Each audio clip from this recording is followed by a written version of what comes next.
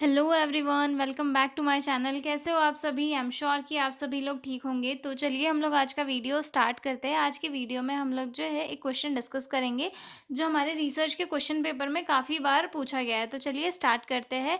Characteristics of good nursing research, यानी कि जो नर्सिंग रिसर्च है उसके क्या क्या कैरेक्टरिस्टिक्स होने चाहिए, यानी कि जो गुड नर्सिंग रिसर्च होती है उसके क्या क्या कैरेक्टरिस्टिक्स होने चाहिए। ठीक है।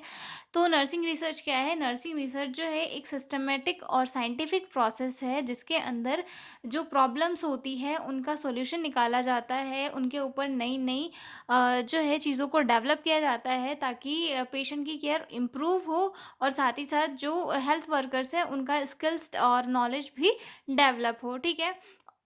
तो चलिए स्टार्ट करते हैं। इसकी क्या-क्या कैरेक्टरिस्टिक्स होने चाहिए, ठीक है? मैंने इसे एक माइंड मैप के फॉर्म में लिखा है और माइंड मैप के फॉर्म में अगर आप एग्ज़ाम में भी लिखते हो तो आपको मार्क्स अच्छे मिलेंगे। तो चलिए फर्स्ट वाला है इसमें सिस्टमैटिक होनी चाहिए, देन सेकंड आता है साइंटिफिक होनी चाहिए, देन थर्ड आएगा एम्पिरिकल, फोर्थ है ऑब्जेक्टिव होना चाहिए उसका कोई, देन फिफ्थ आएगा रेप्लिकेबल होनी चाहिए, देन सिक्स्थ आएगा रिलायबल एंड वैलिड होनी चाहिए, देन सेवन्थ आएगा लॉजिकल होनी चाहिए, एथिकल होनी चाहिए, देन जनरलाइजेबल होनी चाहिए और यूजफुल एंड प्रैक्टिकल होनी चाहिए। तो ये सारे जो है मेन मेन कैरेक्टरिस्टिक है ऑफ नर्सिंग रिसर्च के। अब हम इन कैरेक्टरिस्टिक्स को जो है एक एक को डिटेल में डिस्कस करेंगे। ओके। सबसे फर्स्ट आता है सिस्टमिक, यानी कि जो नर्सिंग रिसर्च होती है उसे सिस्टमिक होनी चाहिए, यानी कि हर वो एक स्टेप बाय स्टेप चलनी चाहिए। जैसे कि कोई डिसीज़ है उसके बारे में पहले जानकारी निकालना कि डिसीज़ कौन से एरिया में फैल रही है, उसके सिम्टम क्या है, फिर उसका ट्रीटमेंट कैसे करना है और ट्रीटमेंट में क्या क्या दिक्कतें आ रही है, और सबसे लास्ट में उसका रिजल्ट निकालना है। मतलब स्टेप बाय स्टेप चलना है, ऐसा नहीं कि पहले ट्रीटमेंट निकाल लिया और डिसीज़ के बारे में समझा ही नहीं। तो ये सारी चीज़ें नहीं होनी चाहिए। एक गुड नर्सिंग रिसर्च में जो है स्टेप बाय स्टेप होना चाहिए। ठीक है। The research follow a proper step by step process such as identified the problem, reviewing literature, collecting data, analysing result and drawing. मतलब जो हर एक रिसर्च है उसने स्टेप बाय स्टेप चलना चाहिए प्रॉपर प्रोसेस के थ्रू। जैसे कि मैंने अभी बताया कि प्रॉब्लम को आइडेंटिफाई करना है, उसके बाद जो है उसके जो भी सिम्टम है या फिर जो भी उससे रिलेटेड चीज़ें हैं उन्हें रिव्यू करनी है, उसके बाद डाटा कलेक्ट करना है, फिर उसका एनालिसिस करना है, फिर उसका रिजल्ट निकालना है और उसके बाद जो है कंक्लूजन हमें देना है। ठीक है। For example studying infection control by following all research step in sequence. जैसे कि इन्फेक्शन कंट्रोल के ऊपर हम रिसर्च कर रहे हैं तो उसकी सारी स्टेप्स को फॉलो करके कोई एक रिजल्ट निकालना होता है। ठीक है। उसके बाद अगला कैरेक्टरिस्टिक आता है साइंटिफिक, की हर एक रिसर्च को साइंटिफिक होनी चाहिए। ठीक है। मतलब वो हवाबाजी नहीं होनी चाहिए, एक साइंटिफिक प्रिंसिपल के ऊपर बेस होनी चाहिए जिसका कोई बेस हो और वो लॉजिकल होनी चाहिए। ठीक है। It is based on scientific principle and use facts, evidence and logical reasoning. मतलब ये एक साइंटिफिक प्रिंसिपल के ऊपर बेस होनी चाहिए, फैक्ट्स को यूज़ करनी चाहिए और एविडेंस बेस्ड होनी चाहिए और लॉजिकल होनी चाहिए, जिसे जो है डेली प्रैक्टिस लाइफ में यूज़ किया जा सके। ऐसा नहीं कि कुछ भी बोल दिया और कुछ भी हो गया, ऐसा नहीं होनी चाहिए। एक लॉजिकल चीज़ें इसमें होनी चाहिए। फॉर एग्जाम्पल के लिए using scientific principle and data collection method to test hypothesis, यानी कि अगर किसी ने कोई हाइपोथेसिस दी भी है तो उसके ऊपर हम साइंटिफिक प्रिंसिपल्स को यूज़ करके या डाटा कलेक्शन को यूज़ करके जो है उन हाइपोथेसिस को टेस्ट कर सके कि हाँ ये हाइपोथेसिस सही है या नहीं है। ठीक है। उसके बाद अगला पॉइंट आता है एम्पिरिकल। एम्पिरिकल यानी कि एक एक्चुअल डाटा पे बेस्ड, यानी कि कोई ये नहीं होना चाहिए, कहानी नहीं होना चाहिए। रिसर्च को जो है एक एक्चुअल डाटा के ऊपर बेस्ड होनी चाहिए। ठीक है।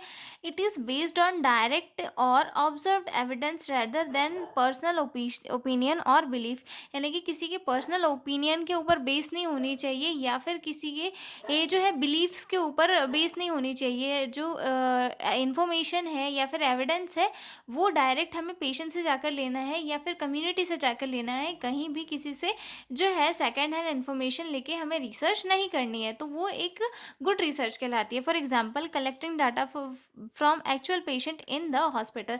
जैसे कि हम किसी डिसीज़ के ऊपर रिसर्च कर रहे हैं तो हमें जो है डाटा कलेक्शन डायरेक्ट पेशेंट से जाकर लेना है, ना कि वहाँ के स्टाफ से या फिर उनके रिलेटिव से। उससे क्या होगा, अगर हम पेशेंट से डाटा कलेक्ट करेंगे तो एक एक्चुअल डाटा कलेक्ट होगा जिससे कि जो रिसर्च है वो और ज़्यादा बेहतर हो सकेगी। ठीक है। उसके बाद अगला पॉइंट आता है ऑब्जेक्टिव। ये मतलब निष्पक्ष होनी चाहिए, ठीक है। रिसर्चर को अपनी पर्सनल फीलिंग, ओपिनियन या बायस को साइड में रख के वर्क करना चाहिए। It avoid personal bias.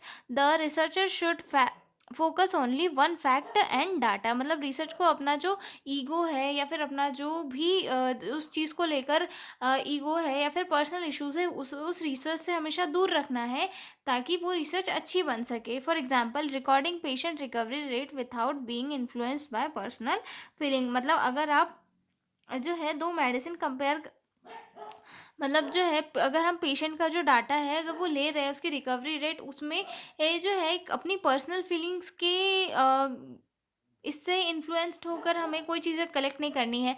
Actual patient का डाटा हमें लेना है और हमारे रिसर्च में लिखना है। मतलब हमारी जो इमोशनल कंडीशन है, हमारे कुछ बाइस बाइस है या फिर हमारे से रिलेटेड जो भी चीज़ है, उन्हें हमें साइड में रख के एक्चुअल रिसर्च या फिर एक्चुअल डाटा हमें हमारी रिसर्च में लिखना है, ठीक है। तो जो है रिसर्च क्या होनी चाहिए, गुड रिसर्च हमेशा निष्पक्ष होनी चाहिए, ऑब्जेक्टिव होनी चाहिए, ठीक है।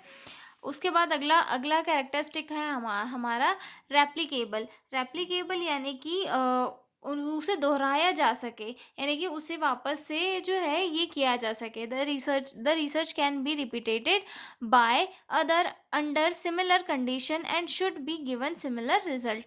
मतलब रिसर्च ऐसी होनी चाहिए कि अगर कोई दूसरा उसके ऊपर वापस सिमिलर ये करे तो उसका रिजल्ट सिमिलर आना चाहिए, मतलब उससे अलग नहीं होना चाहिए, ठीक है। अगर मैं आपको एक एग्जांपल दूं कि अगर आपका इन्फेक्शन कंट्रोल स्टडी कोई और नर्स करे तो भी सेम या उससे मिलते जुलते रिजल्ट जो है एक नर्सेज, मतलब उस नर्सेज को मिलने चाहिए। जैसे कि दो नर्सेज है, दोनों नर्सेज एक ही टॉपिक के ऊपर स्टडी कर रही है, तो उनका जो रिजल्ट है वो भी एक ही निकलना चाहिए। तो रिसर्च क्या होनी चाहिए, रिलायबल होनी चाहिए, यानी कि अगर कोई दूसरा भी उस पर रिसर्च कर रहा है तो उसके आंसर भी सिमिलर आना चाहिए या फिर उससे थोड़े मिलते जुलते आने चाहिए, ठीक है। तो ये एक गुड रिसर्च का कैरेक्टरिस्टिक होता है, ठीक है। फॉर एग्जाम्पल के लिए, another nurse can conduct the same study on infections control and get similar findings, okay। उसके बाद जो अगला पॉइंट आता है वो है रिलायबल एंड वैलिड, यानी कि जो रिसर्च है वो रिलायबल होनी चाहिए और वैलिड होनी चाहिए, ओके। यानी कि रिलायबल यानी कि हम बोल सकते हैं विश्वसनीय होनी चाहिए, और वैलिड यानी कि जो है मान्य होनी चाहिए कि जो रिसर्च है वो एक्चुअल में है, कोई हवाबाजी नहीं है, okay. The research tools and result must be consistent, reliable and measured what they are supposed to measure valid। यानी कि जो रिसर्च है, रिसर्च के जो टूल है वो रिजल्ट्स को बार बार सेम रिजल्ट देने चाहिए। मतलब जो हम जिससे हमारे रिजल्ट को नाप रहे हैं वो टूल्स वैलिड होने चाहिए, और उनका जो रिजल्ट है वो बार बार सेम आने चाहिए। ऐसा नहीं कि एक बार ये किया, एक बार एनालिसिस किया, वो उसका रिजल्ट अलग आ रहा है, दूसरे बार एनालिसिस किया उसका रिजल्ट अलग आ रहा है, ऐसा नहीं होना चाहिए। रिजल्ट टूल मतलब जो एनालिसिस कर रहे हैं उसका रिजल्ट हमेशा सिमिलर आना चाहिए, ठीक है। फॉर एग्जाम्पल के लिए, अब blood pressure monitor gives the same reading repeatedly, reliable and valid. जैसे कि फॉर एग्जाम्पल के लिए हम जब किसी पेशेंट का बीपी नापते हैं तो वो जो बीपी है वो सेम आता है, लगभग उसके आसपास आता है हर किसी मतलब उस पेशेंट का बीपी जो है थोड़ी थोड़ी देर में अगर हम नाप रहे हैं तो उसका बीपी लगभग सेम आता है या फिर एक दूसरे से मिलता जुलता हुआ आता है। तो जो रिसर्च है, रिसर्च के रिजल्ट भी रिलायबल होनी चाहिए, मतलब सेम होनी चाहिए, और वैलिड होनी चाहिए, मान्य होनी चाहिए, ओके। अगला पॉइंट आता है हमारा लॉजिकल, यानी कि जो रिसर्च है उसे लॉजिकल होनी चाहिए, ओके। रिसर्च के हर स्टेप में रीजनिंग और लॉजिक होना चाहिए। The process and finding should be based on reasoning net not assumption.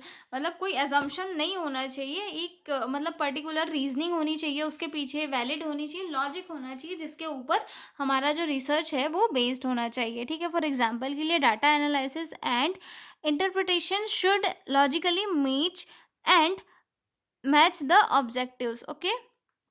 मतलब अगर रिजल्ट में लिखा है हैंड वॉशिंग से इन्फेक्शन कम हुआ है तो डाटा में भी क्लियरली शो होना चाहिए, मतलब जो हमारा डाटा एनालिसिस है वो हमारी रिसर्च से मैच होना चाहिए। मतलब फॉर एग्जांपल के लिए हमारा जो कंक्लूजन आ रहा है वो हमारी रिसर्च से मैच होना चाहिए। ऐसा नहीं कि हमारी रिसर्च कुछ और के ऊपर है और हमारा जो कंक्लूजन कुछ और आ रहा है, ऐसा नहीं आना चाहिए। मतलब सारी चीज़ें जो है एक दूसरों से जुड़ी हुई होनी चाहिए, ओके, और लॉजिकल होनी चाहिए, ठीक है। अगला पॉइंट आता है इथिकल। इथिकल यानी कि नैतिक। It must follow ethical principle such as informed consent, confidentiality and promotion of participants, ठीक है। मतलब जो हर एक रिसर्च जो होती है इथिकल होनी चाहिए, यानी कि लीगल होनी चाहिए। मतलब हर एक जो इथिकल प्रिंसिपल्स होते हैं उनको फॉलो करना चाहिए।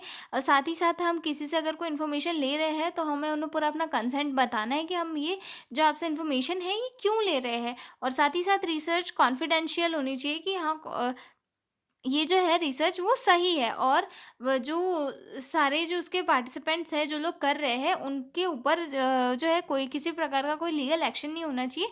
वो सारे पार्टिसिपेंट जो है प्रोटेक्ट होने चाहिए, ठीक है। एक गुड रिसर्च में एथिक्स का ध्यान रखना बहुत ज़रूरी होता है, जैसे पेशेंट का कंसेंट होना, उनका डाटा कॉन्फिडेंशियल रखना और उन्हें हार्म ना पहुंचाना, ये सारी चीज़ें जो है एक अच्छी रिसर्च में इंक्लूड होती है। फॉर एग्जाम्पल के लिए taking return consent from patient before collecting data. मतलब जैसे कि हम लोग पेशेंट से डाटा कलेक्ट करने से पहले कंसर्न लेते हैं कि हम आपसे जानकारी ले सकते हैं या नहीं ले सकते, ठीक है। अगला पॉइंट आता है जनरलाइजेबल।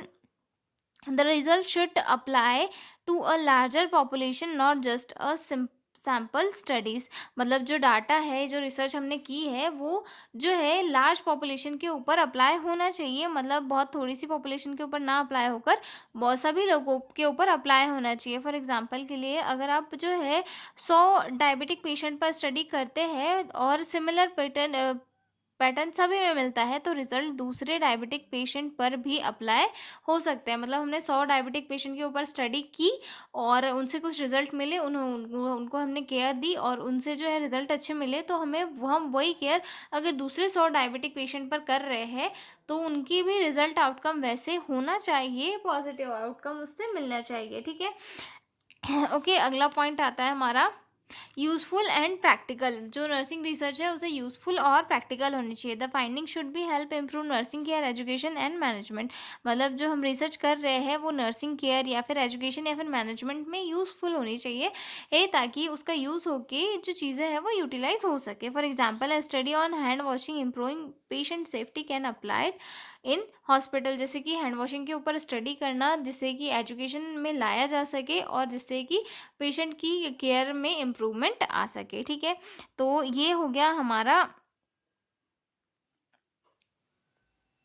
कैरेक्टरिस्टिक्स ऑफ गुड रिसर्च, ठीक है।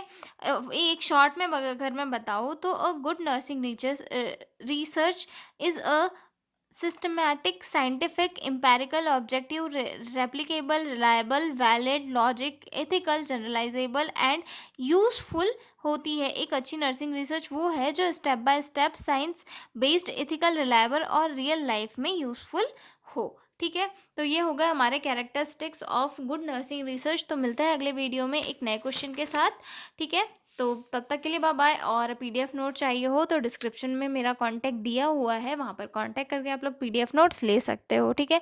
तो मिलते हैं अगले वीडियो में, तब तक के लिए बाय बाय।